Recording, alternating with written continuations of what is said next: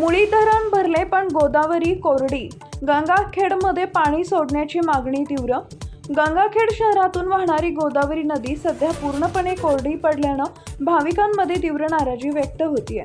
शहरातील पुण्यश्लोक अहिल्याबाई होळकर घाट, वैष्णव घाट, नृसिंह मंदिर घाट या प्रमुख घाटांवर पाणी नसल्यानं भाविकांना दुर्गंधीयुक्त डबक्यात स्नान करावं लागतंय.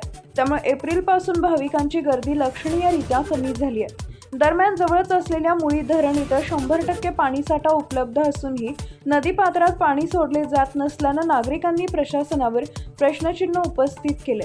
धार्मिक विधी, दशक्रिया तसेच स्नानासाठी महाराष्ट्रासह कर्नाटकातून मोठ्या संख्येनं भाविक इथं येतात. मात्र नदीत पाणी नसल्यानं त्यांना निराश होऊन परतावं लागतंय.